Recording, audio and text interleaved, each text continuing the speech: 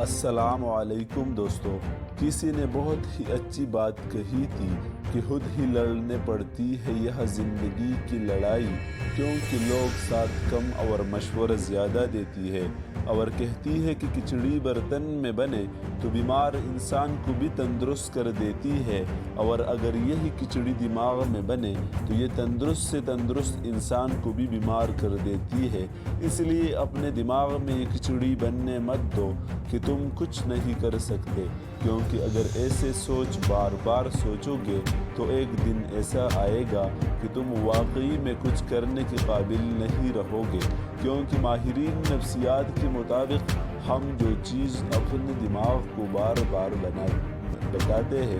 تو ہمارا دماغ اسی کو سچ ماننا لگتا ہے۔ پریشانیوں میں بہت سے لوگ ہار مان لیتے ہیں، بری وقت میں بہت سے لوگ ٹوٹ جاتے ہیں، لیکن دوست، بری وقت میں ہی بہت سے لوگ ریکارڈ توڑ لیتی ہے۔ اگر ایک ہی پریشانی کو آپ بار بار سوچتے رہیں گے تو وہ اتنی بڑی ہو جائے گی کہ آپ کی زندگی کو آگے سے روک دیں گی۔ اللہ رب العزت نے قرآن مجید میں فرمایا کہ ہم کبھی بھی کسی بھی جان پر اس کی برداشت سے بڑھ کر بوجھ نہیں ڈالتے، اسی لیے اس بات کو مان لو کہ کوئی بھی پریشانی اتنی بڑی یا مشکل نہیں ہو سکتی کہ آپ کو دبا دے۔ بس آپ نے ہمت نہیں ہارنی۔ زندگی میں آگے بڑھنے کے لیے آپ نے رب سے جب دعا مانگو گے تو یہ نہ مانگنا کہ مجھے مشکلیں نہ دے، مجھے مصیبتیں نہ دے، نہ بلکہ اپنے رب سے مانگو کہ یا رب کریم مجھے ہر مشکل اور مصیبت میں حوصلہ اور ہمت عطا کر، تاکہ میں اس میں سے سرخرو ہو کر نکل سکوں، کیونکہ سونا بننے کے لیے آگ کی بھٹی میں جلنا پڑتا ہے۔ اسی لیے یہ زندگی میں کچھ بڑا کرنے کے لیے برا وقت سے گزرنا پڑتا ہے، اور کبھی وقت ملے تو اکیلے بیٹھ کر خود سے یہ سوال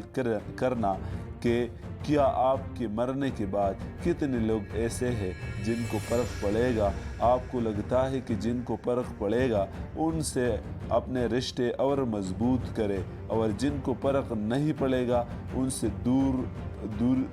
رہے۔ اور اگر آپ ان میں سے ہے کہ اگر آپ مر گئے